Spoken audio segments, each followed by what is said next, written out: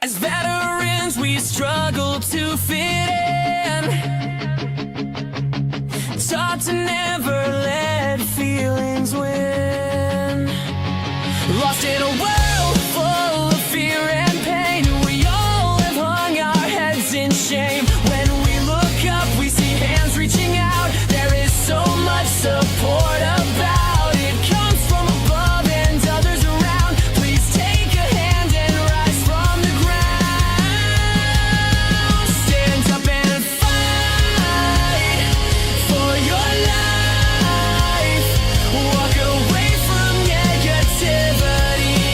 Don't give in to strife. Show up for yourself. Find your voice. Keep moving forward. You have a choice. Give compassion for the child inside. Healing pain, let hope reside. Lost you will no longer be. Then you can help set others free. Now speak up and with us share the tools that make pain easy to bear. Advocate for others to lighten their load. Use your voice and join our show on Coffee Talk with Bryan and Marie. We heal out loud, PTSD to advocacy.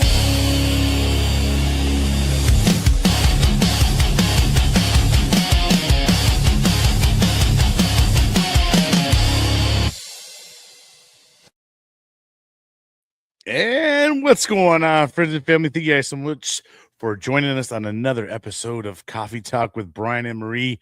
How we doing today, Marie? I am not gonna lie. Last night I had a really, really rough night.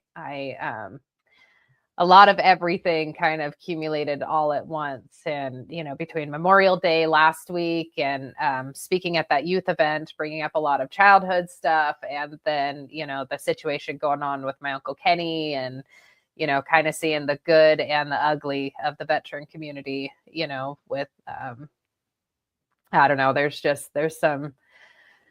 a lot of emotions going on right now, and just sadness and frustration that PTSD is still something that so many people are struggling with, and from childhood, from military, from whatever it is. And anyways, there's a lot of emotions going on with me right now. So today is going to be an emotional day, but last night I worked on practicing what I preach.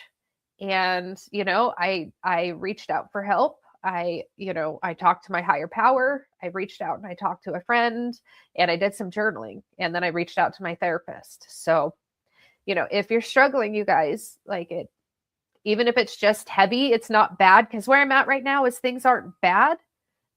It's just a lot of heaviness, and so if you're struggling with feeling heavy, just remember to reach out, do some writing, figure out who your higher power is, talk to them, and show up for yourself. Kind of like, our song, it's a poem that I wrote, and it's, advocate for others, show up for yourself, just keep moving forward. And so today's going to be an emotional day, and I'm grateful to be here still, because this is something that's healing for me, to hear other people's stories and hear how they get through their traumas and continue moving forward and helping the next person. And that's why I do this, is to continue giving me strength to keep going on my heavy days. How are you doing? I'm doing all right. I think it's it's kind of hard to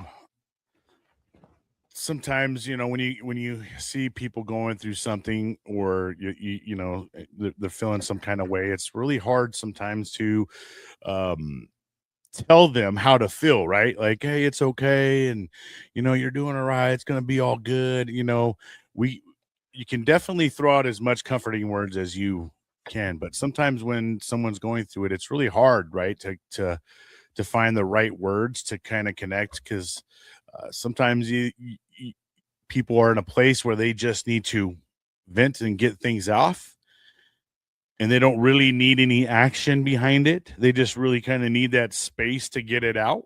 And then there's those people who, that are looking for input, right, as well, looking for words of encouragement, words of reinsurance, things like that.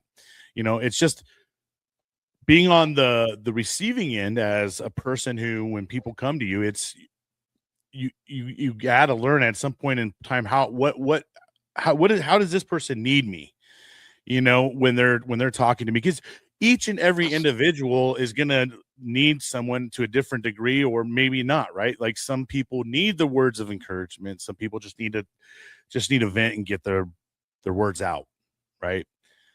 So I know, Marie, that you are a very tough individual. You go through a lot of stuff on a lot of emotions, and a lot of, you definitely are riding a roller coaster in your life, right? And my hope is that you can get off the roller coaster at some point in time and enjoy the actual fare, and enjoy this, all the other stuff that is off of the crazy ass roller coaster. That would be nice. Because I think that's just it. Sometimes some of us get stuck on these wild rides that we cannot get off of, and sometimes you get off of it for a little bit, go get a snack, and then the next thing you know, you're fucking right back in line for that same stinking ride, right? So just, people out there, this is a good opportunity to talk about buddy checks, right? It's a good opportunity to reach out and talk to your buddies out there, your loved ones, friends, family, someone who means a lot to you, right? Sometimes texting, we get very caught up in an age of texting. I grew up in an age where there wasn't texting, right? And I grew up in a time where we actually had to really reach out and talk to each other, and I hated texting when it first came out, but you get stuck in it, right? Because sometimes you want to say that quick little thing, but I hate when it starts becoming a dialogue back and forth. They're like, just call me and we can talk about it. You know what I mean? But we all got to make sure that our friends, our family are doing well. Remember, there's a crisis lifeline. Veterans out there, you can press 1, and remember that when you do reach out to different organizations, some are there to really help you. Some might hinder your help, but don't stop there. Don't stop there. There's a lot of people out there. Myself and Marie, you can email me every day to Saturday, 365@yahoo.com. You could also email Marie at sliderbabe.com. And,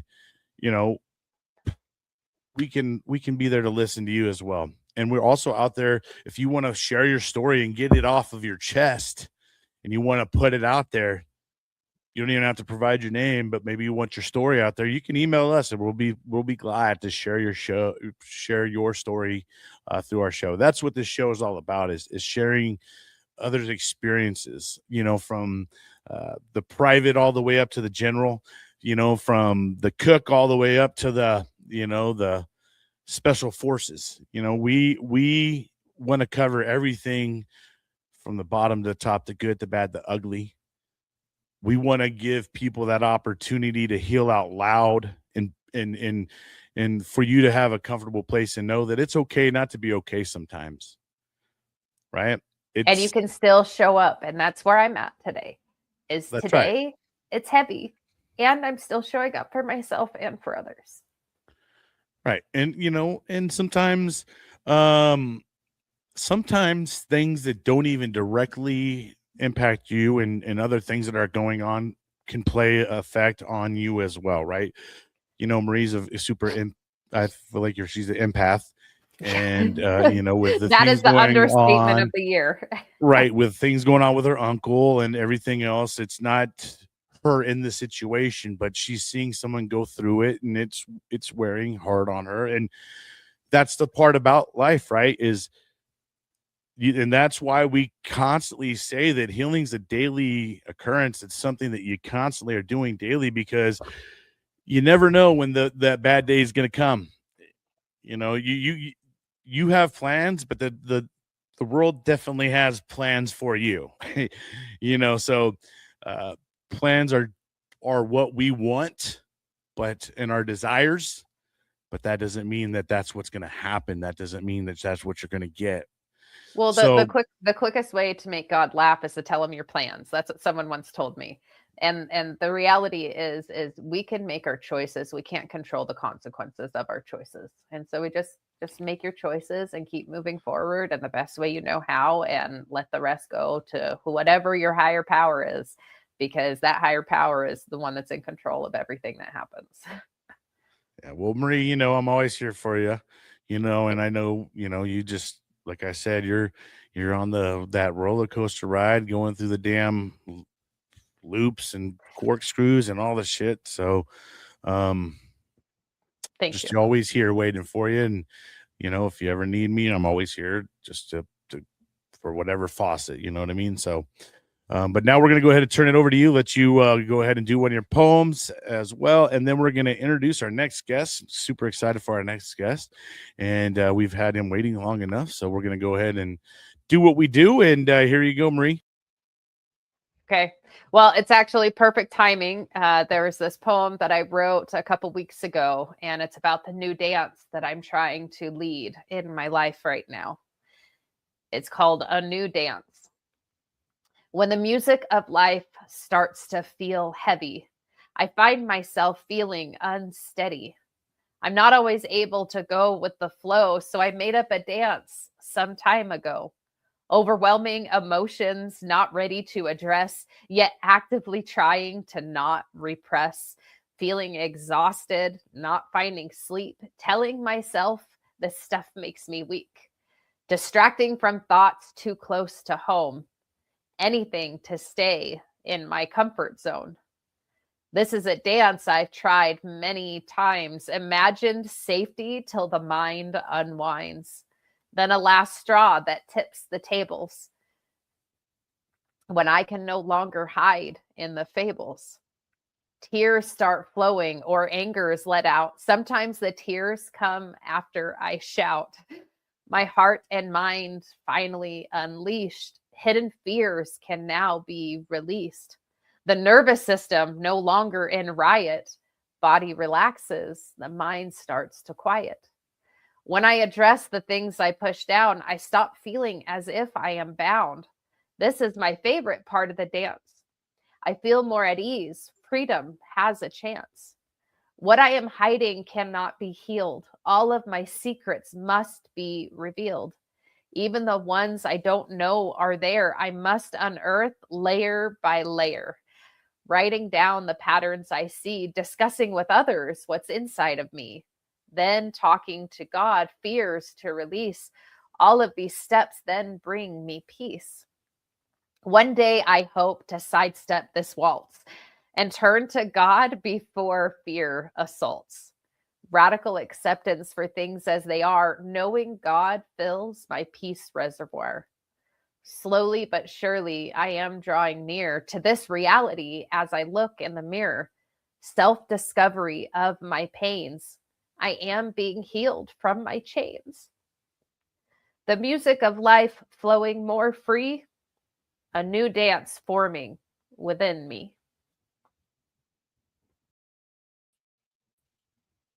Thank you so much, Marie. All right, you ready for our next guest? And I am. all right, let's go ahead and give him his introduction and bring him on.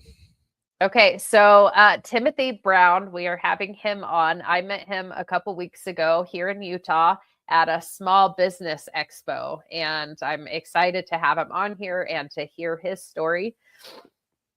Timothy Brown served 13 years in the Air Force. He was a firefighter in the Air Force, which is kind of perfect because we do veterans and first responders. So I love it. He then transitioned to the civilian side as a firefighter at Hill Air Force Base, which is right down the road from me, not that far. He retired from Hill in 2001, and now he runs a home care business for seniors in Davis and Weber counties. Their main focus is helping veterans get the care they have earned from the VA. Most veterans we come in contact with know very little about VA benefits they have earned. It is his mission to educate as many of them as he possibly can. Come on up, Timothy. Welcome. What's going on, Timothy? How you doing, man? Good. That poem was awesome, Marie. Really hit home. Gave me chills. I still have them. So thank you for that. Thank you. Well, it's the journey that I'm on, and I know that there's a lot of people that you probably work with that have been going through the same type of journey. You know, just trying to release the traumas and just be able to live life and find peace and find that joy in their hearts. So, yeah. Yeah, it's a lot of weight. I think a lot of people carry around. It's trying to lose that weight, is the hard part. But Timothy, it is now your opportunity, man, for us to get to know a little bit about you. Kind of let us know your background, where you kind of grew up, what made you decide to join the Air Force. Talk, give us a little bit of a high level, of what your Air Force career was like, and then let us know. The real thing that we're trying to gain here is kind of what that transition looked like for you when you got out of the Air Force. Some people hit the ground running, some people hit the ground right on their flat on their face. So each and every one of us have a different story, a different direction. We just want to know what it was like for Timothy when you got out and what you are doing now today. Yeah. So I grew up in Waterbury, Connecticut, quite a ways from Utah where I am now, but pretty dumbass kid, was getting into a lot of trouble as a teenager. And I was sleeping in my math class at Wilby High School in Waterbury, Connecticut, and some guy pulled the fire alarm, and I walked out of the school mad because my nap was over. and the Waterbury Fire Department pulled up right in front of me as I was walking out the door. And here's this big, beautiful, shiny red ladder truck. And right then I knew I wanted to be a fireman from that point on. That's wild. And that fire alarm kind of turned my life around. And I started actually paying attention in school, and I had a goal that I wanted to be a fireman. So after I graduated, I started taking tests because, the testing process to get into the fire department was pretty rigorous. And I learned that those 2.5 years of not paying attention really hurt me. I couldn't pass the tests. I couldn't, somebody mixed letters in with numbers and called it algebra. And I went, what the hell is that? And so that was your first lesson of algebra, huh? Yeah, like why are there letters with numbers? But so I had to pivot, and I met a recruiter, and he says, the Air Force has a fire department. It's the biggest fire department in the world, and I was like, show me. What year is this? What year is this? It was 1990. Late 1990. Okay. So in 1991, I joined the Air Force, and they sent me to Lackland Air Force Base for basic training, and never been outside of the state. Well, I've been outside the state of Connecticut, but never on my own. So that was a pretty scary, daunting process. Even though our basic training is kind of easy compared to other services, being away from home and I heard it was like going to a resort. I don't know. Kind of. Yeah, and we got through that. Once you get stripped down of everything, they take everything away, and then they start giving pieces back. So I did fairly well there. And then, they sent me to Chanute Air Force Base for fire school, and that was in Rantoul, Illinois. and then it was on, man. I was in my element. Like I loved every aspect of it. I loved the ass kicking every day. Like I absolutely fell in love with Sounded firefighting. like you needed structure. You needed that, kind of tell you, hey, this is where you go. This is what you do. You thrived more in that kind of a situation, huh? Yeah, no doubt about it. No doubt about it. And I needed camaraderie too, and that's where it started. I started to feel that, as our class, all the guys that I came in with to that, man, we started to bond, and I think that's what I fell in love with. Oh yeah, I think a lot of us, we love the clowns and don't miss the circus as much. You know what I mean? But just miss the hell out of right, the clowns. right. And yeah, and so after we all graduated, and then we moved on to our bases, and I was kind of a dumbass because I wanted to stay close to home, so I went to Loring Air Force Base in Maine. In the Air Force we have what we call a dream sheet. We can put different bases that we wanted to go. Like, let's see, I could have went to Italy, I could have went to Japan, I could have went to Germany. Yeah, the Air and I Force has a chose- lot of options, man. I mean, you guys really do got a lot more options than most of us. I mean, and they're Army has really a lot good too. about getting you to the spot you want to get to. If there's an opening Wow. and you meet the criteria for that opening, you get it. And I chose Maine, Loring Air Force Base, Maine. Wow. And B-52 base, really awesome to be around those aircraft. I don't regret it. Even I kind of regret it a little bit. Like Germany would have been really awesome. It was. Yeah. See, that's what everybody tells me. That's what everybody tells me. So, but That's I learned how to be in the military there. Like it was very military oriented. In the Air Force, you work with a lot of civilians, and we did have civilians there, but we also had like some pretty hardcore military NCOs there who really made me understand what it was like to be an airman and to be enlisted. And our priorities were, being a really good airman and being a really good fireman all at the same time. And so learning those two aspects was a little daunting. Struggled a little bit, but man, when I figured it out, it was something awesome. I'm guessing it's kind of similar to, I was a medic. And so like you learn how to be a soldier, and then alongside you have this other role, but no matter what, you're the soldier first, always, always the soldier. But then you have this other role. And especially, as a medic, as a firefighter, your job is to take care of the next person. And so I'm guessing it's kind of very different, but also, some of those similar aspects. Now, did you have to have decent test scores to get into the fire department in the Air Force? Yeah, decent. I would say decent, not super high. Right. Okay. Like when you come off the ASVAB or whatever, it was somewhere in the middle. Okay. But I mean, just like every job in the military, you get some guys who say, "How did you get into this career field?"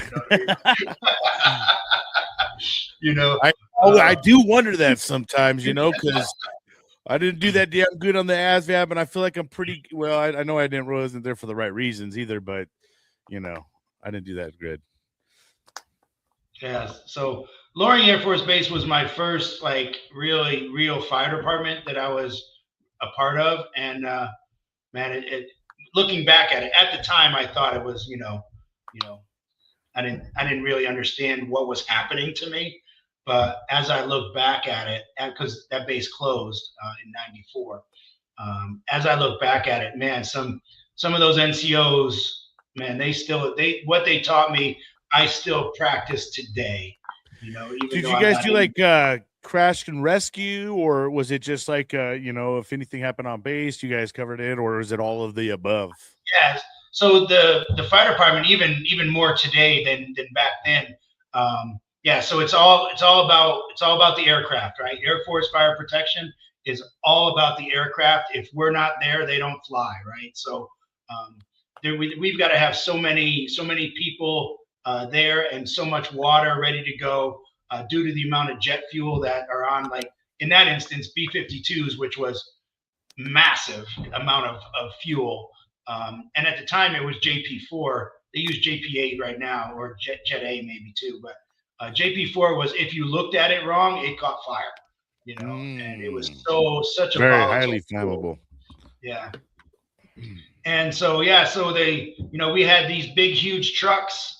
We had all kinds of water, all kinds of foam ready to go, all kinds of training on the B-52, which let us get up in there, train in there, get in the cockpit, get down that, because it has 2 levels to it. Like 4 people sit downstairs, and 4 people sit upstairs in the flight deck. So it was really awesome. I love that plane to this day, and and I miss being around that for sure. Found every reason probably to get inside that cockpit, didn't you? Like, oh, we got to train in there again today. Sorry, guys.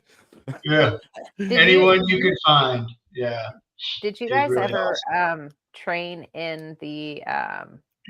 I guess they're more for like for like forest fires and whatnot. But I know, like, I was watching a clip the other day, the airplanes that are sent to stop fires and whatnot. Like, were you ever trained in the aircraft to do firefighting, like while you are flying? No, those are forestry guys. They work for BLM and forestry. Sometimes there's some C-130 pilots who are trained, who are Air Force, active duty Air Force, or maybe they might be even in the Guard. And then they put those systems in the back of the C-130 and drop the retardant out of the back of the C-130. There's not a ton of those guys, but there are some of them for sure. But yeah, I never got to do that. That would have been awesome, though. That would have been awesome. Well, that's awesome that you got to do that. Did you only work on the flight deck, or did you guys also work around the base and stuff? Yeah, so at Loring and at most Air Force installations, you have the flight line crews, that's where the majority of your people are. Because there's a lot of training that you have to be on the flight line in general, right? So I mean, there's a special. You couldn't just take the they don't probably want the guys that are probably not trained to go on the flight line. Because I've worked in the aerospace industry, and you had to go through extensive amount of flight line training just to go through the gate to get out there. But did you also work around base and stuff like that as well? Sure. So there's usually the crash station. We call it the crash station, right? So the majority of your people are there. And then there's usually another station that is down near the housing developments, like base housing. Yeah. And they are responsible for the structural part of the Air Force's response, right? So now we do have structural assets at the other station as well.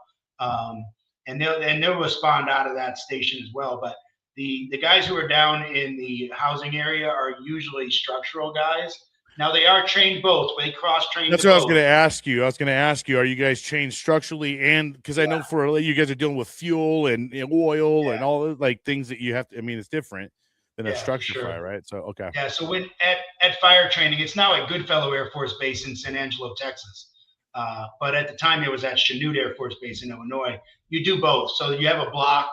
They call them blocks. You have a crash block, which teaches you all the different things, like different aircraft, different fuel, like the hazards dealing with aircraft.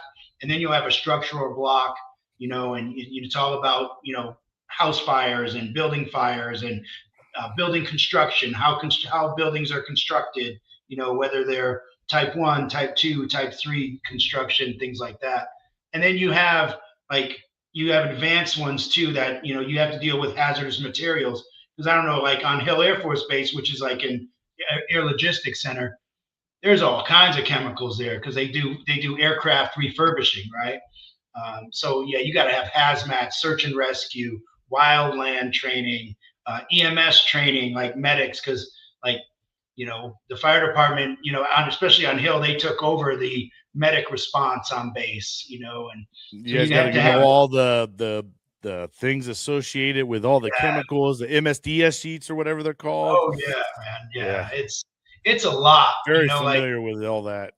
Yeah, it's a lot to know, and to be an expert in all of them is almost impossible, So Yeah, you have guys who specialize in, like hazmat or EMS, or So is there a different cert for different all these categories? I mean, oh yeah, you got to go through a different to have all these. yeah, yeah. So like firefighter 1 and 2 are the basic, right? So you get those first, right? And then that's what the guys out in the cities have, like Kaysville City Fire. They have firefighter 1 and 2, fire officer 1, 2, and 3, fire instructor 1, 2, and 3. And then you have your Air Force things that like airport firefighter, hazardous materials operations, hazardous materials technician, things like that. But just because you have that certification doesn't mean you're good at it. Like Right. Well, yeah, it's a lot of information that you just study real quick and retaining all that. I mean, I imagine too, yeah, unless you're dealing with it day in, day out. And that's the thing, right? You get all these certs and you may never even ever use that cert or fight, whatever you learn for that. So I imagine yeah. it's And then until the one time you need to, right? Like, and then all of a sudden they call you out to a wildland fire. You're like, oh my gosh, I think I got my wildland 5 years ago, like, and now I got to go up on this mountain behind Kaysville and you're do all some like work. watching everybody else, like, what are they doing? Shit, like, oh. Yeah, So can I ask a heavy question with this? sure. Did you have to respond to any pretty bad incidents? Oh my gosh, yeah, Yeah. yeah, and so I'm kind of dealing with that right now, like even 30 years later, like Sure. you know, Absolutely. I'm actually, it took me a long time to realize what, I was carrying around. But yeah, so when I was in the military, I don't know how it is now because I'm not in it anymore. But like suicides were running rampant everywhere I was, Wow. Even uh, so, what time frame is this? I was 91 through 2005. So a lot of suicides. Oh my gosh, yes. See, that's Yeah. just something I don't feel like they talked about. I feel like they act like They the talk about it suicide rate now. Yeah, They talk well, that's about what it I'm now. saying. That's what I'm Yeah, saying. It sounds like we talk about how high it is now, but I don't even know if they even discussed how high it was back in the day because the capability of finding out and technology is different. So Yeah, it's wow. just something that, they didn't make it a big deal then, you know what I mean? I mean, it was a big deal. Like obviously somebody taking their own life is a big deal, especially a military member, but It's just one of those things, I guess, when someone does it, it was like they don't talk about it as much, right? It's, there's some like omen that comes with it. I feel like some people are afraid to talk about how someone, if they yeah, decide to take their own life, a lot of times the family members don't even like to share that part, right? They just said, like, I've seen it where, they had a sudden accident or something and you're like, and there's very brief, it's like I feel like a lot of people don't want to even share that, and I imagine back then it was even more so. when you think about it, back in 91, let's say 91 to 97, that time frame, yeah, the DoD was, it had control over all of its services or whatever, but the information didn't flow like it did when the computers came online. You know what I mean? And then all of a sudden information was flowing and it was at the fingertips of these commanders and these generals now. And then all of a sudden it's like, holy shit, all these numbers. And I mean, I'm sure it wasn't Air Force specific, but like, man, I can't even count how many suicides I responded to, Wow. and yeah, it's, and now it's like, suicide prevention, suicide awareness week, suicide this, hey, we're having a safety suicide stand down, and, Well, that's the so concerning part, man, is it's like it's still happening really bad, right? I mean, we're still having way too many. It's for so sure. and Yeah. obviously this was a plague, a problem, 20, 30 years ago. Mhm. So you made the comment that you didn't realize that you were carrying it. What was kind of the catalyst that helped you kind of process through it? And it happened not too long ago, to be honest with you. Mm. Um, uh, I didn't want to do anything with the VA after I got out. I was one of those guys, right? I'm not that guy anymore. I've Same. had Yeah. I've had a very awesome VSO down in Ogden help me understand what the VA and what the VA is there for. And my thinking of that was completely off base. And other people needed it more than me. Leave it for them. You know, like there's people I don't being want to blown up. take it over someone else's. Yeah. Yeah, there's people losing limbs. You know what I mean? Like I don't. And she went, you need to stop thinking like that. That is, there is plenty of money there for them too. It is not about that. It is not, you know, like you need to get, you know, and she just changed my whole outlook on it. And so I got into VA Health. I got a PCP appointment, and the nurse asked me, and this nurse is awesome. And she said, you know, like, I see you were a fireman. I was like, yeah. And she says, and I see now that you're retired from the civilian side. How's that going for you? And I was like, oh, it's going pretty good. She's like, yeah. So you lost your support group and how you guys deal with this stuff in the firehouse. How's your all the stuff that you encountered? How is that going? And I went, whoa. And I never realized it, but I did. I lost my therapy sessions in the firehouse, and stuff started to weigh on me because I wasn't talking about it. I didn't have my support anymore. And she said, yeah, something you might want to be careful on, something you might want to address. And I just started addressing it about 3 weeks ago. Wow. Yeah. Yeah. Awesome. And so like I didn't realize that I was actually carrying all of those suicides that I've been on.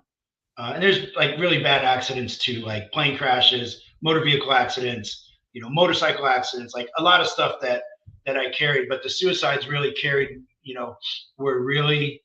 I found that I was taking when I walked into a scene like that, regardless of what it was, whether it was you know, somebody shooting themselves in the head or somebody hanging themselves, whatever it was.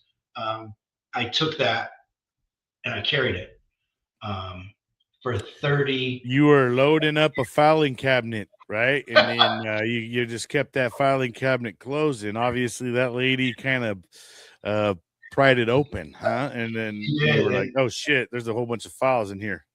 Yeah, exactly. And now I'm working with the VA, and they're one of their psychologists is helping me work through it. And yeah, I'm just figuring out a way that I deal with it now that I've lost that support system in the firehouse, you know. So yeah. All right, so we're gonna go ahead and take this opportunity, take a little break. When we come back, let's go ahead and get more into, you know, the transition. When you obviously got out of the Air Force, you ended up going into the fire department, and you know, I don't know if you had ever really got to deal with the things. I don't know if you had seen anything while you were in the Air Force and stuff like that, and it carried on with you.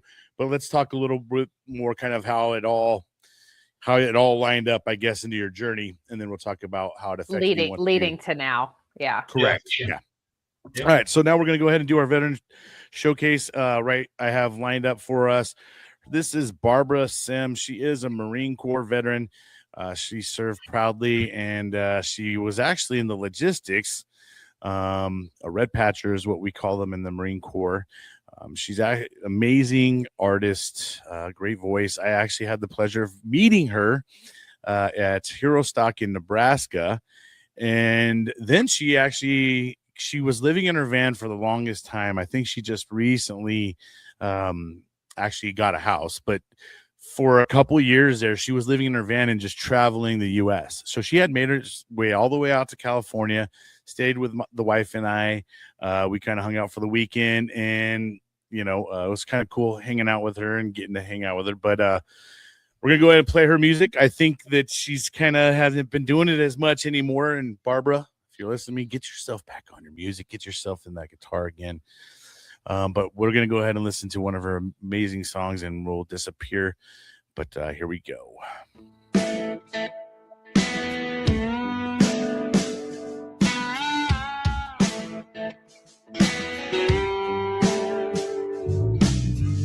She needs a little whiskey strips her down and she speaks the truth. Rhythm rings in quiet rooms, filled with smoke and day-old bruises. Takes all she's got to be with you. She's in love, but love don't matter anymore. Down to pain to make it through. All she ever wanted was love, not war. And now all that remains is this spinning road.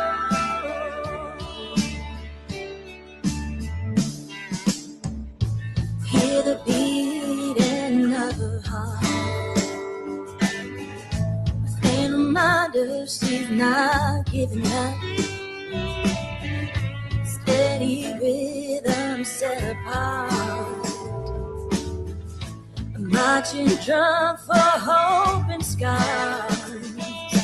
The meek and mild turn to stone, protection from unending storms.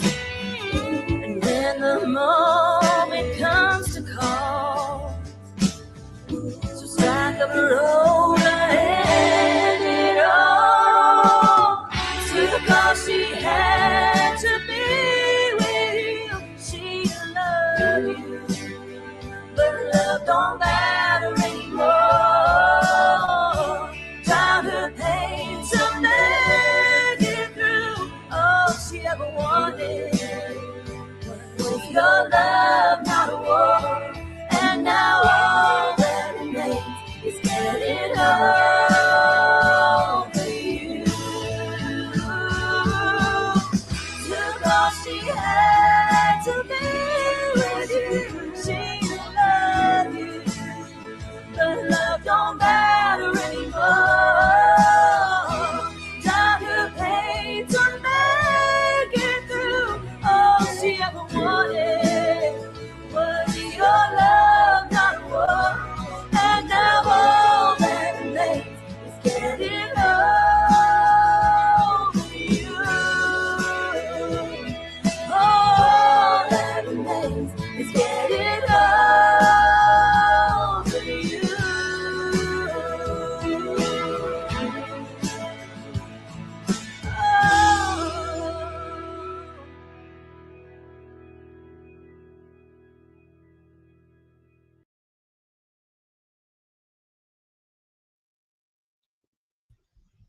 All right, that was Barbara Sim, United States Marine veteran, and just an awesome human being. Barbara, I hope you're doing amazing out there. I know you fell in love with Oregon, so I'm wondering if you kind of decide to just call Oregon your home. But keep doing what you're doing. I hope to see the guitar back in your arms soon and hear your voice on the radio. All right. All right. Back to Mr. Timothy Brown. All right, we're going to go ahead and talk a little bit more about how it was for you when you got out of the Air Force. Yeah. You decided to go ahead and make a career out of it. And, let's talk a little bit, I guess, what you kind of experienced while you were in the Air Force, if anything, that kind of was traumatic enough where maybe you never really processed with that. I don't know. Before you go into, sorry, there was a weird back. Before you go into getting out, I just wanted to ask, did you ever deploy? Where else were you stationed as well? So I came in right at the end of the well, in 91, when I got to my first base, our team was deployed to Diego Garcia because the B-52s went to Diego Garcia. So wherever the B-52s go, that's where the firemen go. So they were there when I arrived at Loring. So I missed that deployment. Okay. And then we got deployed to Guantanamo Bay, Cuba, believe it or not, when the Haitians were being, I don't know if you remember in 92, 93, the Haitians were trying to get to the United States because their civil war was going crazy. so the Navy would catch them in the sea, and they would bring them. They were all HIV positive.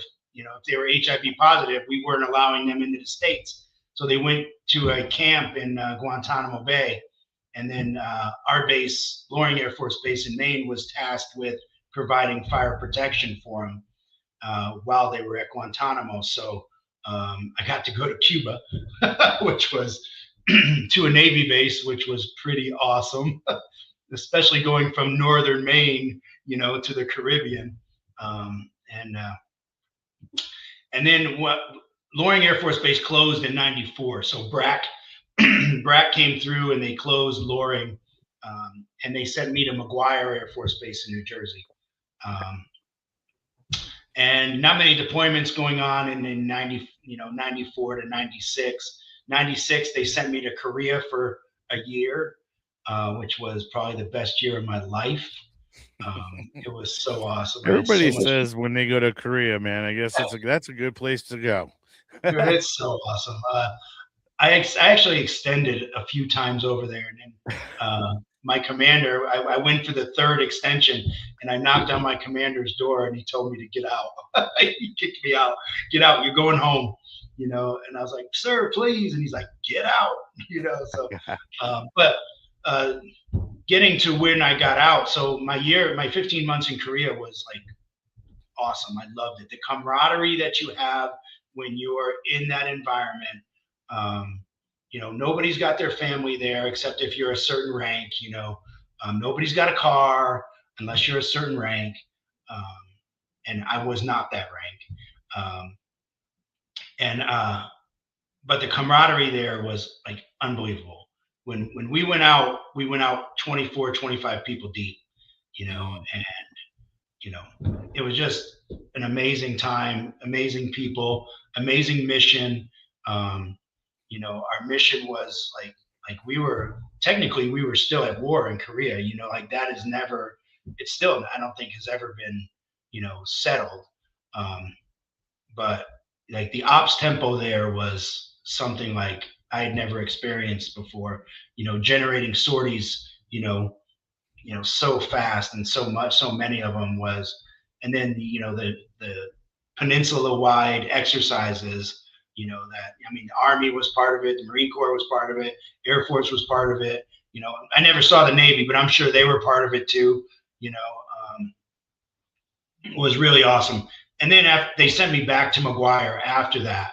And when I got back to McGuire, it was like, you know, like, dude, this is like being like a civilian. Like, this sucks. You know, like, I really didn't like, I mean, I like the people at McGuire, don't get me wrong. They taught me everything about being a fireman.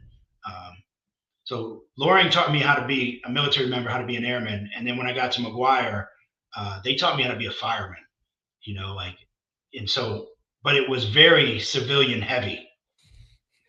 And when I got back from Korea after being all military, it was a struggle for me. You know, because when we got done with our shift, everybody just went off to their different homes, and you know, and like I was like, where's everybody going? Anybody going to the gym? Like, we going to the chow hall? What are we doing? You know, like, and they're like, no, I gotta go. I gotta, you know, and so that's where I decided, okay, I think I needed to get out. You know, because I really didn't care for that. How many years are you at this point? Right at 7. Right at 7. So you're coming up on your 8-year point where you could come up for re-enlistment, I guess. Got to make a decision, you know, and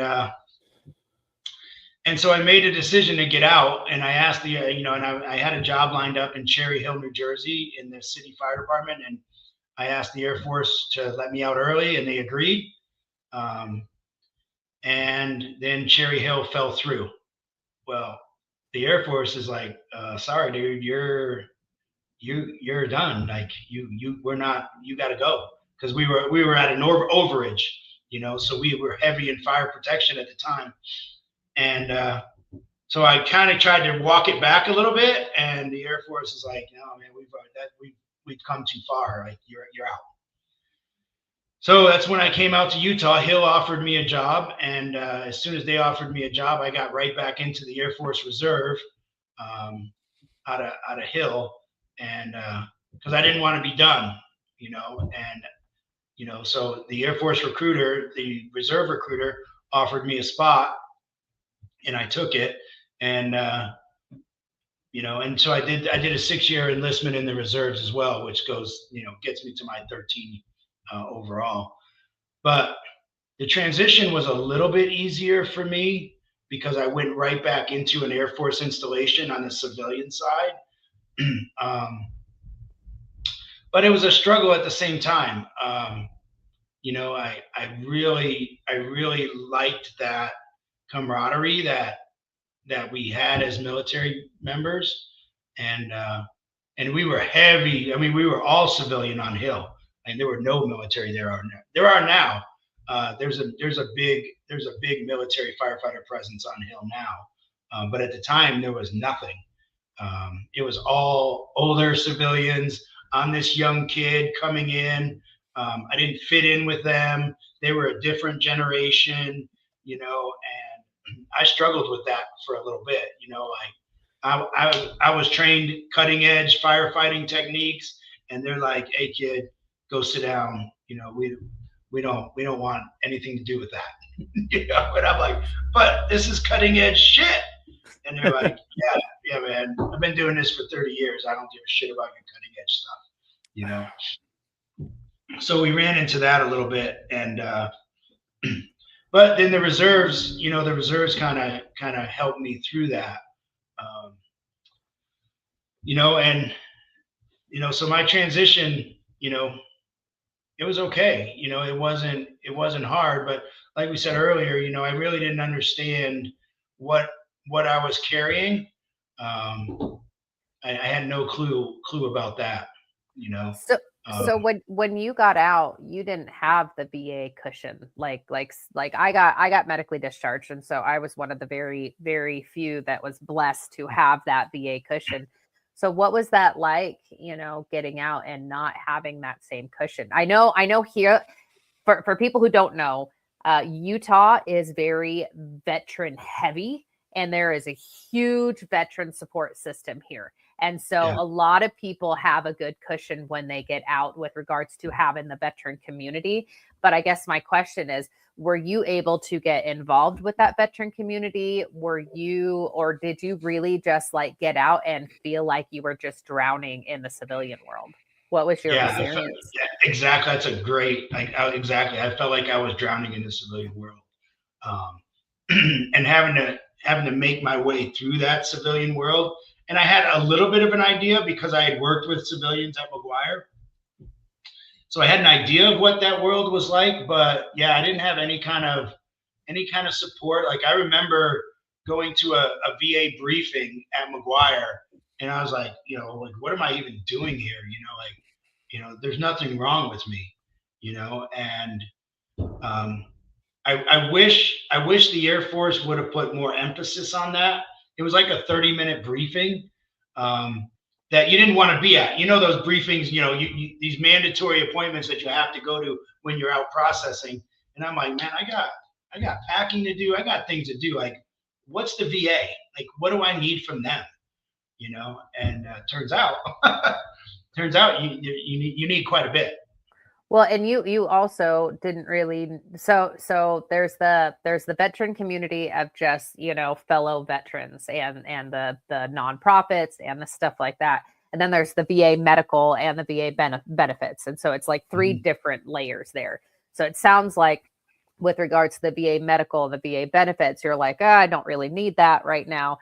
But Yeah. were you aware of the other veteran, spaces that are around? And or my thought process is going into, I think, because you got out around 2001, you said? I got out of active duty in '98. Okay, so you were in this time frame when probably a lot of this veteran space wasn't available, because my thought goes into a lot of the people I know that are in this space with the veteran camaraderie and stuff. It's your generation that started this stuff for us. Your generation made it so that we have a bigger cushion out here, is kind of what I'm noticing. And so I guess I'm answering my own question, that a lot of these resources probably weren't available for you, and it's your generation that developed these resources. Yeah, I didn't know anything and I didn't know anything about. I knew that the VFW was around. Like I knew what they were. I knew what the American Legion. I mean, I knew of the American Legion. I am in the American Legion now. I'm post 9 in Ogden, and I got that because I was still looking for that. Especially when I lost the firehouse camaraderie, I was kind of looking for that, veteran group that I could be a part of, and they're awesome. They're one of the biggest Legion memberships in the state, So I really do enjoy my time there, and it's really just sitting around and bullshitting with a bunch of old time vets and Vietnam guys, and it's awesome. Friday nights from 5 to 6:30, we just sit around and bullshit. And I wish there was a bar in that one, but there's not. But yeah. How long did it take you to get into the Legion? Like, how long had you been out? Oh my gosh, I got it took a while in 2025. Oh, so it took you over 20 years, 25 years. Okay. Yeah, because again, like I didn't really know like that stuff helps. Being around those type of people helps me deal with what the stuff that I'm carrying around. And it made me realize like that's what I need. I need to sit around and talk to these people who have maybe not similar, but they're dealing with the same things that I'm dealing with. Maybe their thing's not suicide. Maybe their thing was, the Vietnam stuff and, being exposed to Agent Orange and all that kind of stuff that they're dealing with. But they're still military veterans dealing with military shit. And I needed that. And I still do. Let me ask you, how was mental health like? What was the climate, so to speak, like on mental health around the 90s time frame? I know, exactly. Yeah. Right. And I just want to make sure that, we kind of talk about that part. Is for those that are listening, he just held up a 0 sign. Like there was no talk about mental health back then. So if you're just listening, just 0. Go ahead. Right. Guys. And that's kind of what I'm trying to insinuate a little bit here, is that mental health, I don't think really has made a forefront until probably after about 2010 time frame, where they really started kind of noticing, because and once again, a lot of the wars that we fight, they don't go on 20 plus years. This, the Iraq war and Afghanistan war is a very long war. So they're, they're dealing with people that are rotating in and coming back home with not the same human, and they're just, these people are getting on the planes, going somewhere, coming back, not that same person anymore, and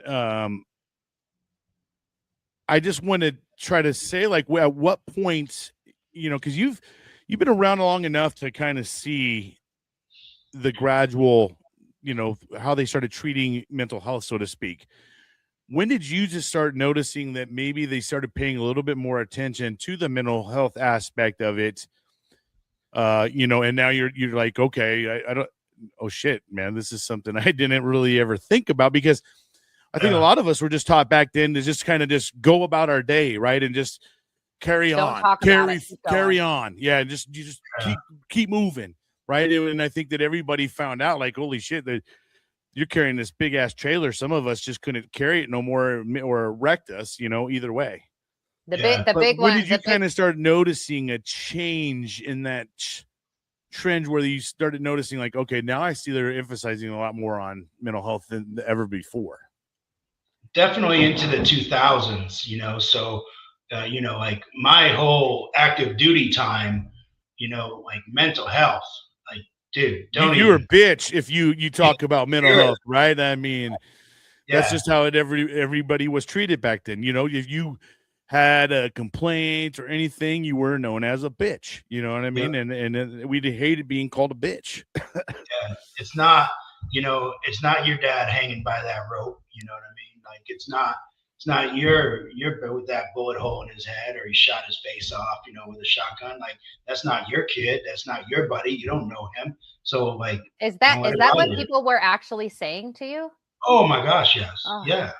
Yeah. that It's breaks my not. heart. Because that's how they're processing it, obviously, right? They're disassociating or just not allowing themselves to associate life with a human being, because it's not my family member, right? I mean, that's Yeah, you gosh, got a man. job to do, man. Get in there and do your job and get out. And just remember, that is not your family member. That is not anybody who's important to you, right? That person is whatever problem they had, that's their deal. You are not carrying that bullshit, because the person that told me that is also carrying it. You know what I mean? And you don't just get to lay that down at the door as you leave and get back on your truck and go back to the station. Now You're just layering Firehouse, stuff, man. You just keep pushing it down, and here's that one issue that you just had, and you pushed it down. Here comes another one. Now you're pushing it down, and then if you're before not, you know, you if just you're got a not doing that, pancake. you're not human. You know what I mean? Like you're not human if you're not doing that. That's a normal human reaction. Of course, I'm learning that now Especially when you have family, man, and you have a wife and kids and things like that, and you come up on a scene where it's a family and it's a complete massacre or something to that level. I mean, dude, the amount of stuff that you guys go through, I get it. There is a process that we do have to have people that can kind of carry on and keep doing the mission or carrying forward and doing what they got to do. But I think that we have to, and I don't know if they're getting better with this kind of stuff, but I don't know if there's, shrinks or anybody like on site at the firehouses for when they come back from a bad, auto accident or something, and they kind of like allow themselves to talk about that call and process it, right? And then kind of, all right, obviously sometimes, there's call after call after call, but I do know that there is times in the firehouses where they have a moment, and I don't know if it's just, hey man, just keep moving forward. I don't know how they're doing it nowadays, but I do imagine that there's got to be a process where yes, we do got to carry on, right? And we got to be able to go to the next call without the last call affecting us. right. But how do we do that without, like, later down the road, how do we allow ourselves to process it without it all being boom all at one time and you got this avalanche coming at you because you just never dealt with it? I think it's too like, like when, in my instance, when I lost the firehouse therapy around the kitchen table at the firehouse, and I think it would be the same for a military member that gets out of the military and loses that military support, where they're in their unit and they can be talking amongst themselves and dealing with it as a group. It's like group therapy, right? Like a lot of these stuff in the firehouse, if somebody who were not a fireman were sitting at that table, they would be offended and they would be appalled at the way we talk about these incidents, because it's our way of dealing with it. You know what I mean? And when you lose that little bit of therapy, I mean, I didn't realize how much it affected me until I went to that PCP appointment at the VA, and somebody called me out on it, and I'm so thankful for her for doing that, because I started seeing like little outbursts of anger, over the most trivial thing, like I'd forget a tool that I had to walk back for, and it would be like the worst thing in the world, you know what I mean? And they made Travesty. me realize, they made me realize, dude, that's part of it. That's part of you not dealing with that and all those things over 30 years that you're carrying on your back. He said, that's part of it. And we've got to address it so that way you don't have to do that. And your family doesn't have to see that. Now, I'd never, ever do anything like physically to my family or whatever, but verbally, like, like, yeah, I did some shit I'm not proud of, and I don't want to do that anymore. Like, that's not who I want my daughter to remember. I don't want her to be part of that, so. So I was going to ask, okay, kind of based on what you're saying, 20 plus, almost 30 years of getting out of the military, not really knowing that this stuff is kind of like bubbling it up. This is a very unique perspective that we're getting on here right now, because we've got a lot of people that we've had who have processed through a lot of their stuff, or they already had their disability, or they're newly coming out and whatnot. And so this is a very unique perspective that we're getting. And so, like, I know that our listeners will be very curious. You got 20 to 30 years where you really weren't a part of the veteran community. You had gotten out of the military community. And I know a lot of people are in where you're at right now. And a lot of people who have been in this, they don't even recognize, like you said, that something's up. I've tried to offer people to come on the show to come tell their story. And they're like, I don't have a story. I don't need to talk about it, and they are just in this mindset where, like, hey, that was then. That's a person carrying a lot of shit right there. Okay. And so as somebody who kind of was in that, I guess, can you just explain kind of where your mindset it was, with all of this stuff? Were you able to have contact with like battle buddies that you were in the military? You said that there were those little moments of anger. What were some of the other ways, good, bad, and ugly, that you were kind of trying to process through all of this stuff on your own? What were some of the tools that you were able to find over these 20 to 30 years? And how did that manifest in your daily life, in your civilian life, in your family life? Yes. So just add on real quick, just to add on that, when you open that Pandora's box, so to speak, what did it do? How did that impact you, with like, holy like, did it all of a sudden you just like, did it like change things for you then? You know what I mean? And that's where you're in right now. So talk about kind of that 20 to 30 years a little bit first, and then we'll get into that, because this is just in the last couple of weeks, you said. So yeah, what was that 20 to 30 years, time frame kind of like? It was shoving it in a box and locking it away. And I mean, excuse my French here, but don't be a pussy, like,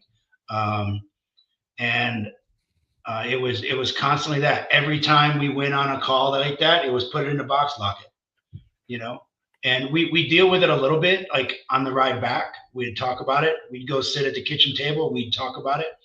Later in the career, when I'm more in the civilian world now, even though we had military with us, like, military ride on the trucks with us, just like a civilian they do, at the end of my career. But it was like, we'd talk about it on the way back, we'd talk about it there, we'd do a critical incident stress debriefing, CISD. The hospital people would be available to us, the mental health people would be available to us if we needed them. But sometimes bringing an outsider in made it worse. We need to and deal also, with it. did your peers look at you when you would go seek that person out, like, oh, look at this bitch, you know what I mean? Or, did you get that kind of stuff? Man, I can't remember anybody going to do that, to be honest with you. Right, exactly, because they didn't want to get shamed, I imagine, right? Probably, yeah.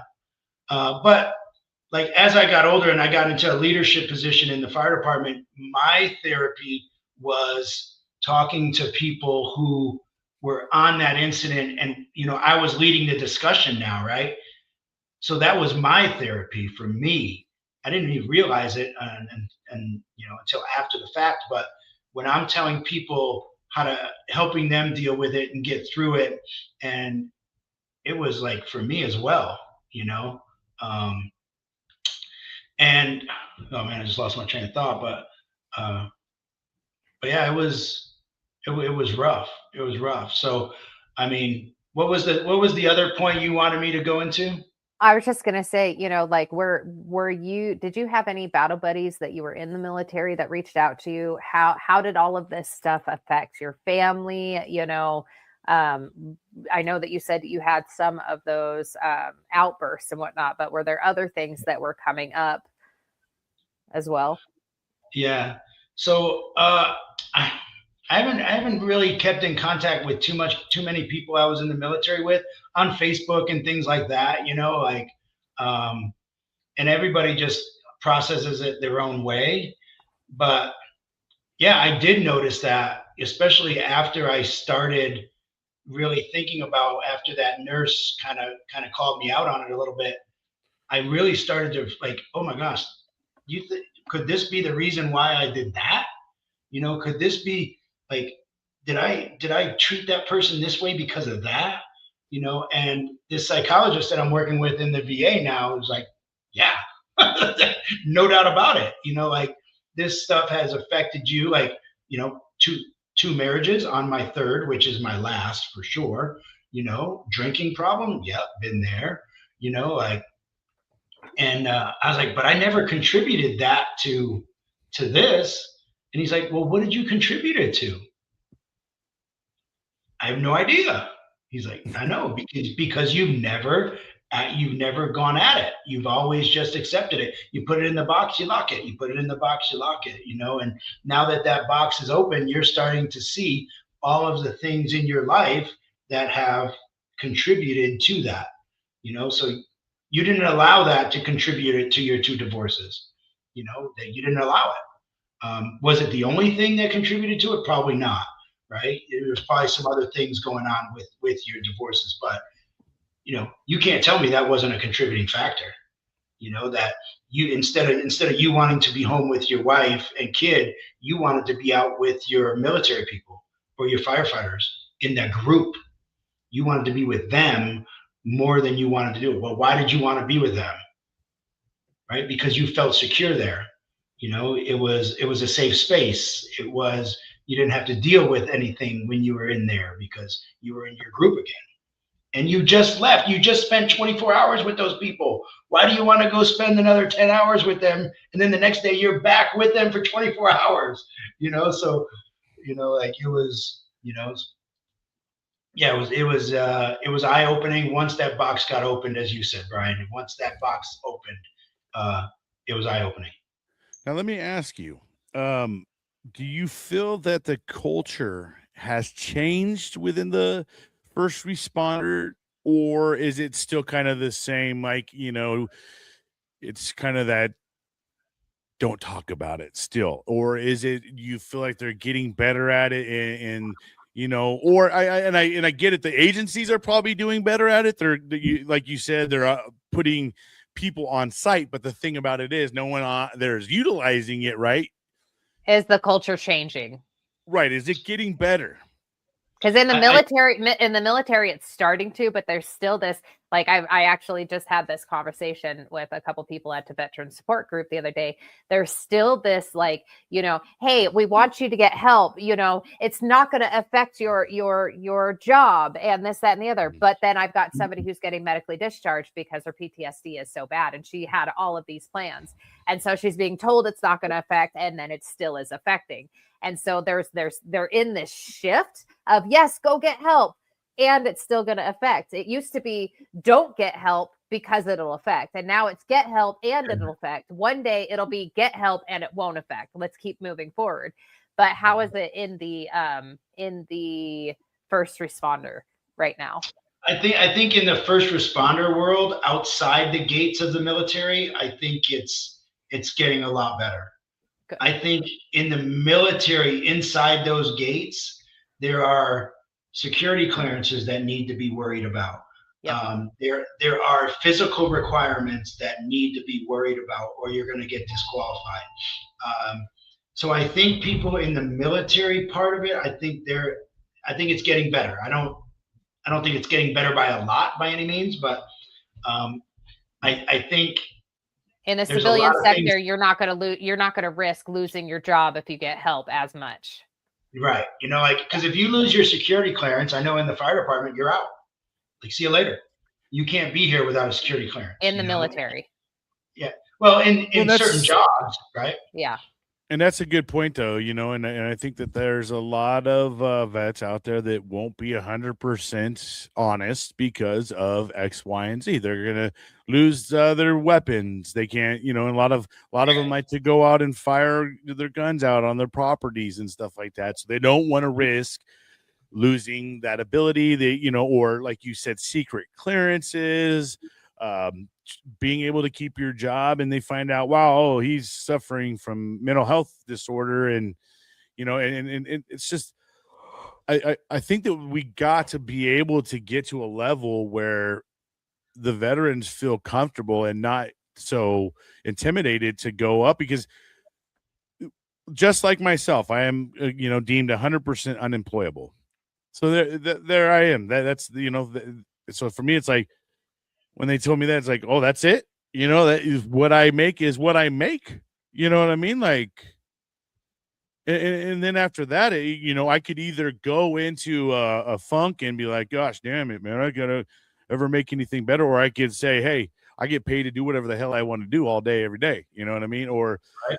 Yeah. there's just different ways you can look at it and be stuck in it. But I think that, one place that needs to be worked on is the fear of losing something, because you're trying to be honest about what you're doing, right? And then, because when I went in and was full transparency and 100% with the therapist, next thing you know, I got a letter in the mail saying I was 100% unemployable. You know what I mean? And I have buddies that are 100%, but they can still go get a job. I obviously, when I went in there, I gave up the whole truth about, like, kind of where I was at, what my mind's thinking, and all this stuff. And then, boom, you know what I mean? And I went from making practically a 6-figure income to like a fraction of that. You know what I mean? And it was devastating as shit. And I could have easily went into a funk, which I've gone up and down with, but I've learned how to mitigate it now. But I think you bring up a very good point, though, is there's a lot of fear out there, and for people to be transparent about what they're going through, and then they can't get the help they need. Yeah. And especially if if you're an alpha male, and there's alphas, there's bravos, like Sure. there's Charlies. If you're a Delta personality, you probably shouldn't be in the military. But, if you're an alpha male, you don't want to lose that status either. Like, that status is important because you're a leader, you're an NCO, whatever, and, you're leading a group of people. You've got to be the one that's strong. You've got to be the one that has the answers. You've got to be the one that's mentally together. And to show weakness as an alpha male in the military, or even in the fire department for that matter, and that's any fire department, there's a risk that you're going to take, and some people just aren't willing to take it. See, and that's the thing, man. You're either going to have a hollow leader, or you're going to have a leader made of steel, right? And that's someone, and to me, what it looks like, a leader made of steel is someone who has dealt with their stuff, and they've made a strong foundation. The hollow man is someone who's never dealt with it, and they're fragile, and certain things can break them. So I think that it's hard, right? There's that happy medium, where at what point do you get help with it? It sounds like you're crying wolf, or you're being made off to, some people just want to process it and not be labeled. Yeah. But that's the problem. We get slapped labels as soon as we have a reaction. Yeah. And I'm guilty of that, a while back. We all guilty. are, I'm sure, right? I mean, I know I was, not the most great, person, and gave a lot of shit to people. No doubt about it. So I have to ask, okay? So you said last year you got started into the American Legion. How did you get involved with that? And how do you feel kind of looking back? You're in this brand new spot right now. And it sounds like around the time that I met you is when you started kind of like opening Pandora's box, right? But I wanted to ask, now that you're here, can you kind of look back last year when you got involved with the Legion?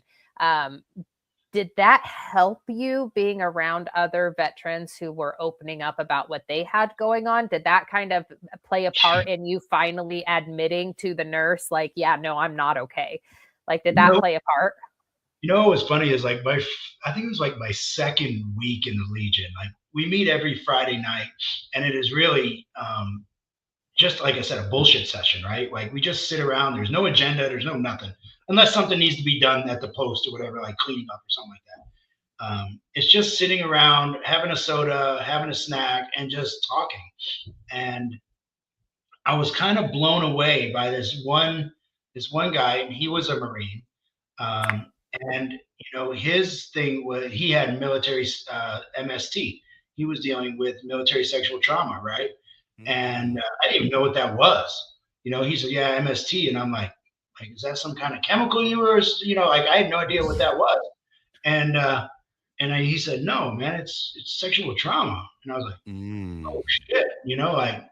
And he was just laying it out on for me, and I just met this guy, and I was like, and in the back of my brain, I was thinking, why is this guy telling me this? Like, I do not need to know this. And I was like, no.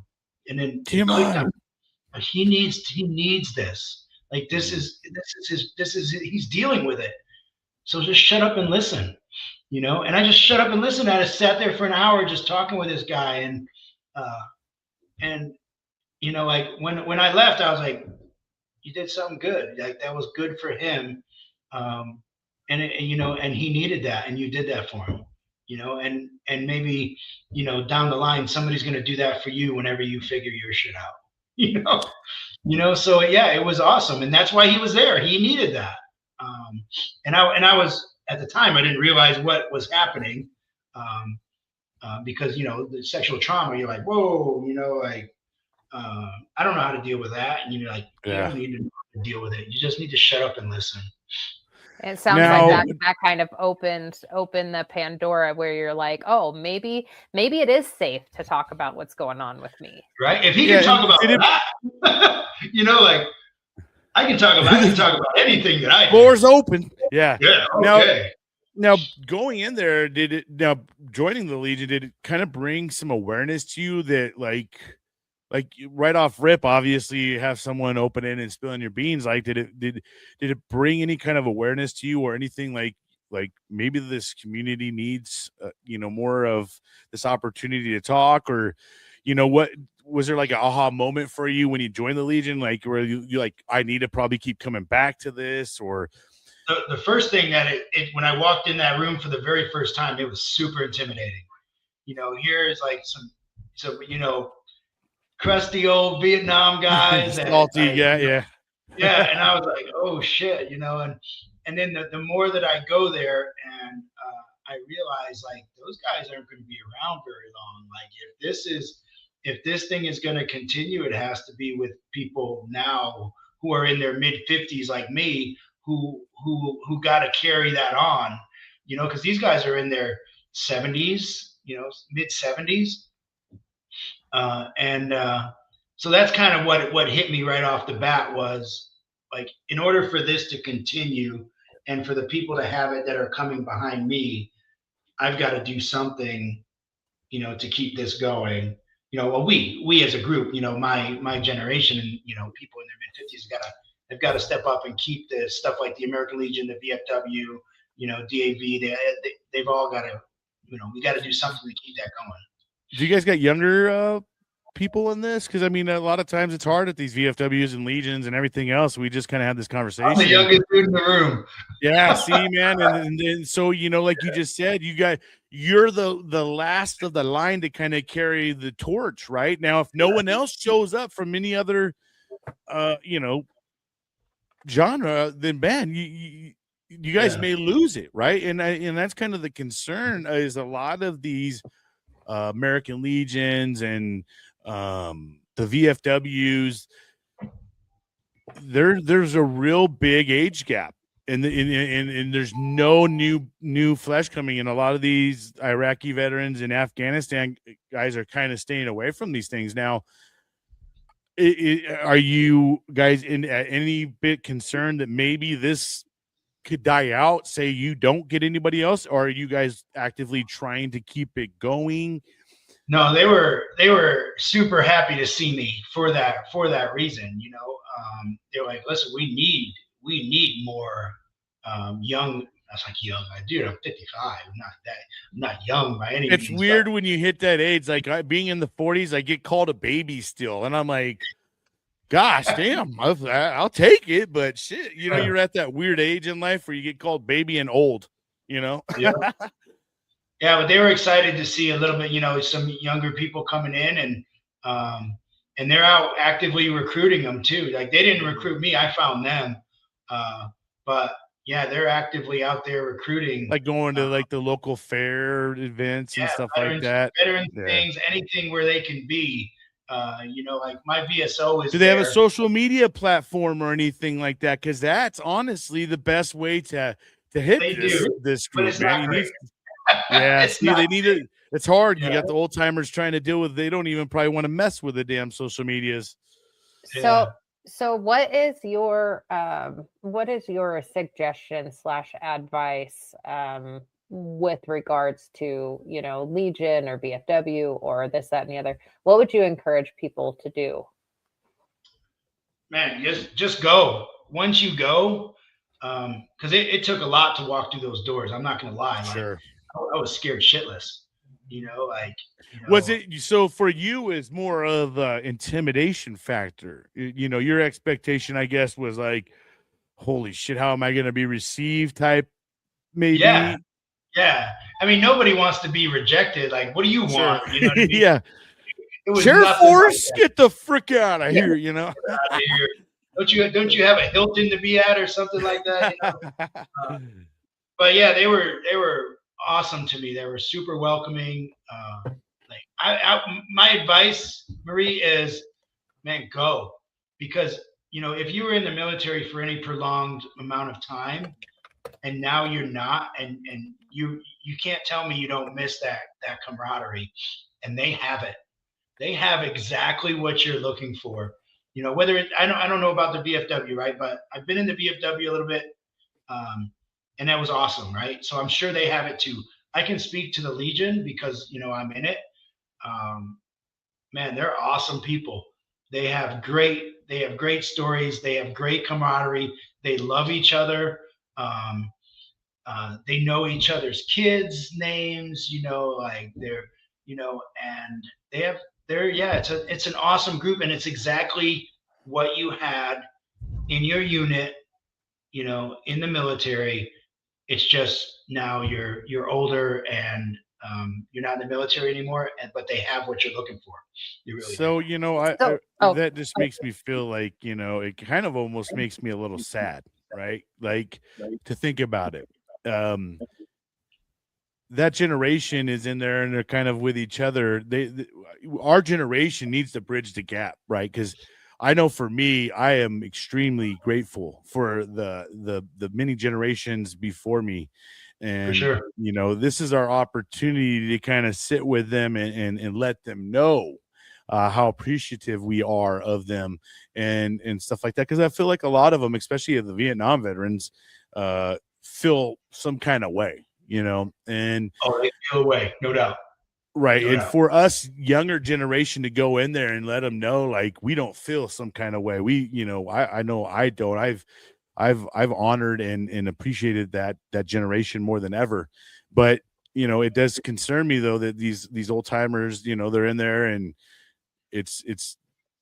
I think for you, they probably like, holy shit, he doesn't got wrinkles like us, man. You probably actually He only got gray on his beard. you probably just lifted their spirits, man. Like, there's the guy who's gonna keep it going for a little bit longer. You know what I mean? Like, Well, I just hope that we can get the younger generation somehow to get more involved because I think that's where we're lacking. We need a better bridging of the gap between generations. And I feel like a lot of times when we're in the military, we're trying to be like we're not in the military, and then when you get out, you start off where you kind of don't act like you were, and then eventually you're like, but we need to start finding a way that we can bridge that gap sooner, and get these stories captured as well, because a lot of these men and women that are sitting at these VFWs are just loaded with amazing stories that none of us have gotten to hear. I'll tell you, with my job that I do now, I go out and I talk to every veteran that comes through our system, our business, I go see. And it's the one thing that I love. I mean, not the one thing. It is the thing that I love the most about my job is a lot of these veterans, like when my wife would go talk to them before I would, they'd be like, no, I don't need anything. Like, thanks for coming. See you later. And then she's like, can you go talk to this guy? And I was like, yeah, I'll go talk to him. And when I walk in and I shake his hand, and I'll tell you a story about this really awesome Marine that I'm sure you know. Matter of fact, I got his thing right here. You know that dude? Can't see John? the picture very well. His name's John Cole. He's a Marine, and he was at the is it Chosin Reservoir? Chosin Reservoir. Mm-hmm. Yeah.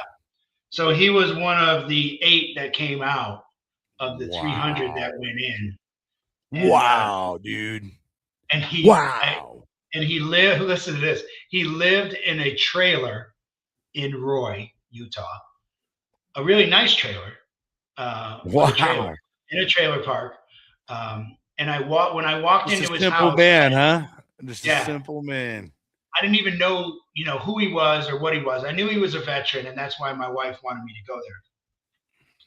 And I walk into his house, and as soon as I walked in, I got chills. I was like, whoa, what is this? Like, something just felt different.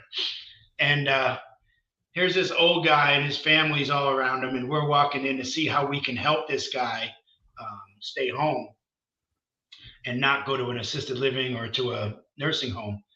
And he's laying in his recliner, and I went over and I shook his hand. I knew he was a Marine because of all the stuff on his walls. And I shook his hand, and I said, hey, Mr. Cole, my name's Tim Brown. It's an honor to meet you. And I said, I was in the Air Force. And he went, oh, the Air Force. They were always there. They always took us in, but they were never there to get us out.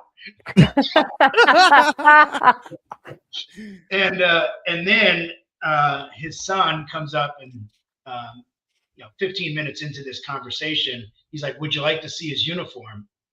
And I was like, yeah, I'd love to see it. And like I said, I don't know if you can see that Marine uniform or not, but yeah, dude, it's the best uniform, and I don't give a shit what anybody says. That dude's got medals like, Purple Hearts and, Silver Stars, and dude's a war hero right there. A real American hero that we don't ever really get to hear about, right? Yeah. And I mean, that dude killed people with his hands, in that battle, and carried Marines, too. He was bayonet. Carried Marines out of there to to the medic, and like you see that shit in the movies, and I'm standing in his freaking living room, but those are the guys that I get to see now. There's not too many of those guys left, but I mean, those are the guys that I get to talk to. Did he just, was he happy to kind of have someone to talk to, or, was he just he would, all he needed was his wife. That's all he cared about. He was there with his wife, and his family was there, and that's all he cared about. That's all he needed, and he died about 10 days after I met him. We went to his funeral, but my point is, like, those guys are there, you know what I mean? And when a veteran comes in and talks to another veteran, it's different. I mean, you guys know that. So I wanted to ask, just based on this, because you're going into the question that I had, and so I just wanted to clarify the question as you're answering it, right? Mm-hmm.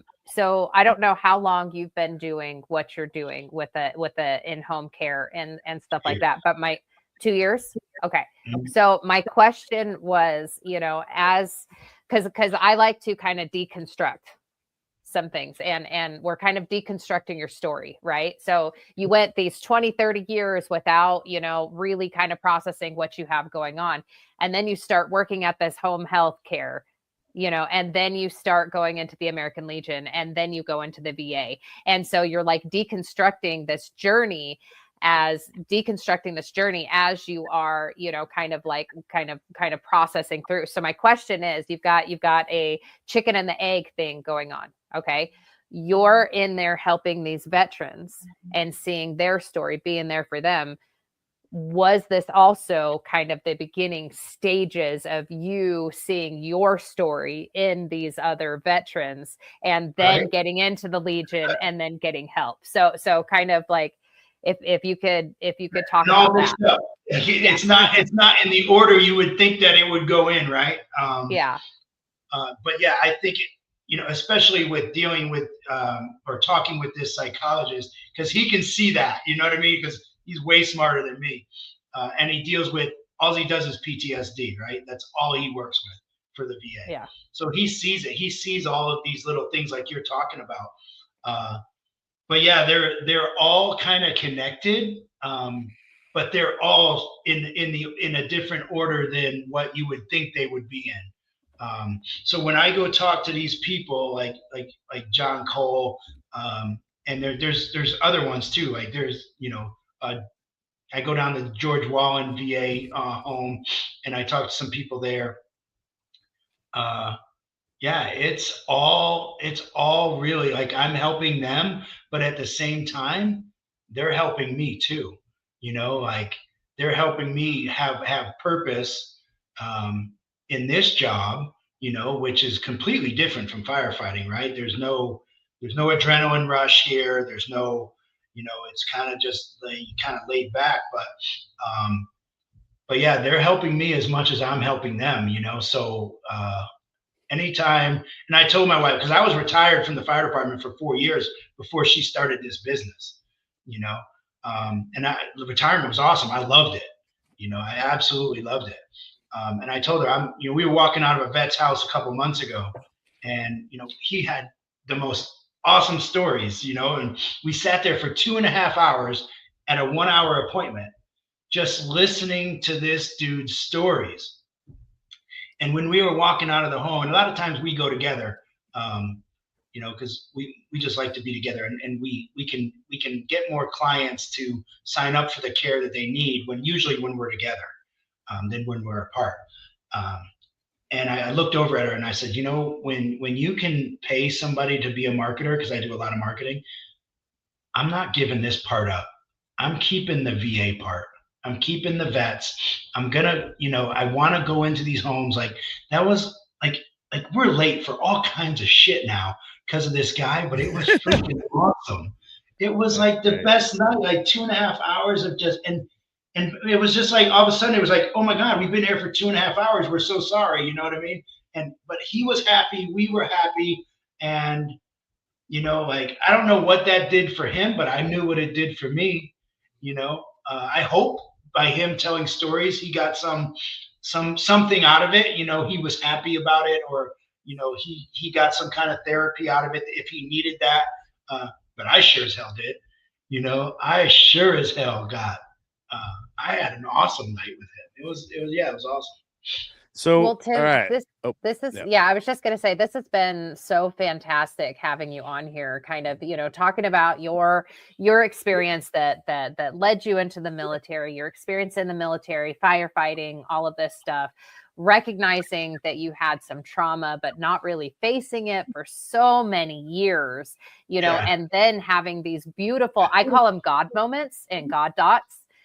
There's these God dots where God's putting people in your life to help you process through what you have going on that you don't even know that you have going on. And I think it's beautiful kind of hearing this story where, you started working with veterans, you started socializing with veterans, and then you started, like, you see your story, you hear your story, you see your story, and then you feel your story sometimes. And that's kind of what it sounds like you went through. And I think that it's beautiful that you are just now in this beginning stages of processing through what you have going on. And at a later time, I'm going to send you a message because because I do networking and I do recovery advocacy, and I would like to do a networking call to kind of get you connected to some of the resources that I'm connected to and to be an ear for you. So I'm going to be reaching out to you after this. But Awesome. I am so excited this is going to be really heavy, and it's going to be really hard where you're at being in these beginning stages. And I think that it's beautiful that this God moment happened for you to come here and share your story out loud as you're processing through these beginning stages, and just know that we're here. We're a resource for you. And I'm so excited to see as you are going through these heavy layers to watch you start breaking through some of the chains that you have held on to. And so just thank you for being willing to be so raw and real and vulnerable and come show up with us today. It's been truly fantastic. So, Timothy, I usually like to let the guest say their last words. If you anything maybe you didn't get to share that maybe you want to share real quick, this is a great opportunity. If not, if you have any words of wisdom. And how can people contact you for your program? Yeah. So one of the things that I want to get that out is I see so many lonely veterans who are wasting away in their homes by themselves. You know, their spouse has passed away, and their kids are across the country, and they're sitting alone. If you know anybody in your neighborhood and wherever you are, especially in Utah, in Davis and Weber County, if you know anybody like that, man, call me and let me know who they are and let me get out to them. And there's no reason that any senior is sitting alone, wasting away, let alone a veteran, because there's so many resources available to them.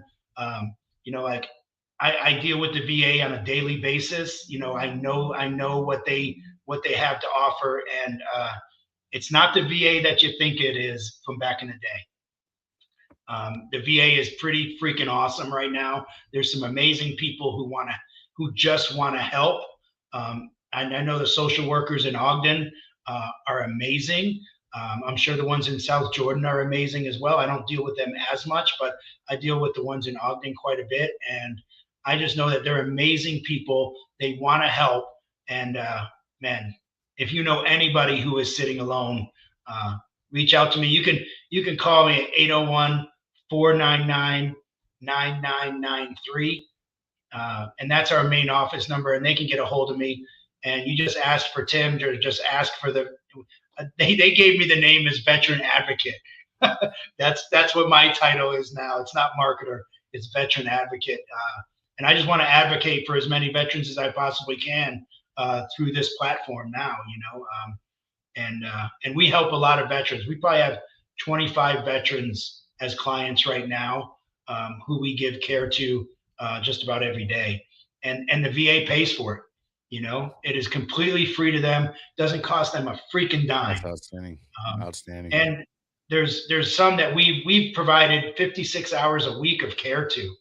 Wow. And then we were there 8 hours a day, 7 days a week, supporting that veteran and his wife as he passed away. And his passing has changed the way I view of death. It is beautiful when it's done right and on your terms. It is a beautiful thing. And to be a part of that was an honor of a lifetime, to be honest with you. It really was. So yeah, thank you guys for letting me be here. This is awesome. I wish I knew about your podcast more. Just tell me how to find it. I want to be a part of it. Sliderbabe.com, underneath my name right there. Sliderbabe.com. That's where you can get a link for the show. Yeah. Well, I'll be, we're all over the place. We're on, if you listen to Apple or Spotify, YouTube, all the places. It depends Pandora. on what and if we don't have it and you like a certain platform, let us know. We'll add it too. So I'm pretty illiterate. Timothy, we appreciate you, brother. We thank you so much for your service to your country. We appreciate you for the service that you still are providing our brothers and sisters, especially the ones that are, kind of on their last leg of life. what a beautiful thing that is, to have someone with the patience. I imagine that, it's not easy sometimes dealing with us grumpy old veterans, but there's got to be someone You're out there to awesome. do it. But we love you, Tim, brother. You keep doing what you're doing, man. If there's anything that we can do, we're here for you, bro. And just keep trucking along, man. We appreciate you, bro. All right, guys. Thank you so much. It's been an Thank you, honor. Tim. Thanks, All right. Tim. Take care. Bye. All right, friends and fam. Well, that was another great one. And, whatever it may be out there, find your purpose. A lot of times when you have a little something to wake up for, it makes a difference in your life. And whether you have a favorite show on TV that you got to hit up or whatever it is, just find that purpose that makes you want to keep on going. I personally, now that I've, been unemployed since 2018, I've had to get really creative with my time and figure out, what do I do, without making myself feel like, I have no purpose, and so I'm always coming up with shit. That's why I think people on my social media probably get tired of me, because it's like I find something, I'm like, fucking, well, I'm going to start up a podcast for it, I'm going to do videos on it. I want to share what I'm doing, because I just feel like there's so much stuff out there, and a lot of it's free 99 to do, and I just trying to share that with others, so that way someone out there is like, gosh damn, man, this fool's just out here fucking watching little bugs in a tank. You know what I mean? Like, yeah, it's that simple and that easy, right? And Tim is a great example of finding a purpose afterwards. He's helping with our older veterans who are, like I said, basically on the last leg of their life, man. And that's got to be a tough job to watch day in, day out. You obviously build up some relationship with some of these people, hearing their stories, getting to know a little bit more about them. Got to imagine that's got to be a rough job. I don't think I can do it. And that's why I'm saying that there's someone built for everything out there, and sometimes you may not be built for that position, but that doesn't mean that person right next to you isn't. So is there anything else, Marie, you want to say before we go? Plug that book or anything?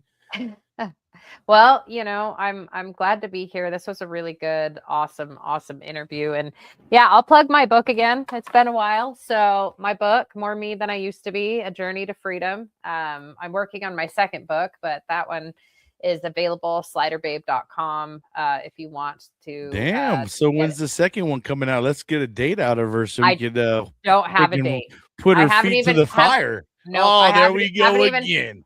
She's taking the easy route out, folks. She's like, I haven't even talked to an editor yet, but it's coming there. But with this one, if you're interested in hearing my poetry about recovery from trauma and addictions, or if you would like to donate the book into facilities, like a couple weeks ago, I was able to donate 20 books to a couple nonprofit organizations, and that was wonderful. But I do need people to help fund that, because right now it's just coming out of my own pocket. So if you're interested in funding, getting books into nonprofits or jails or institutions, please reach out to me, sliderbabe.com, or you can buy the book just individually. And then if you want to check out the show, everything's on sliderbabe.com. There's a link for the show. If you want to come be a guest, we are booked out until January. So this has been wonderful, the show. We've got a lot of people loving it and wanted to be a part of it. And so again, sliderbabe.com for everything. I think that, I think you should do something like this. It's just a suggestion, or it's a thought in my head when you were talking about it. You've been through some phases of life, right? It would be great to kind of have your book go through like the dark phase, right? Like the fucking the poems that you were writing when you were like your thoughts were there, right, in the bad spot. Then you want to talk maybe the next phase of your stuff is your poems when you were kind of more on your recovery part, and then the next part would be the advocacy part of how you like you're kind of through it, and now you're up at the top level. The thing is all of my poems go through those phases. It's not Perfect. like I don't Well, have yeah, just an individual poem that's about the pain or just, you kind of all of just my really poems. all Yes. kind of Like go through when the I was younger, some of the poems I did was really part of the pain. But in my sobriety, every poem that I do starts goes off with through the that pain, but transition. goes through the Yes. actual. I got you. Yeah, yeah. But in this book, the first four books is actually what's called my journey series. And so there's, it's just kind of talking about like there's four poems that kind of go into that journey because one of them is that idea of, just starting the journey for the first time. And the second one is, oh, I'm kind of starting over, but I have a lot of lessons, and then the next one is like, man, I'm still in the middle of this journey. And then the next one is this journey is continuing and I'm moving forward and things are getting easier. And so I do already kind of go through that transition with my Got you. poetry. Yeah. Nice. Well, thank you for clarifying that and giving us a little bit more insight. So, guys, go pick yourself up a copy.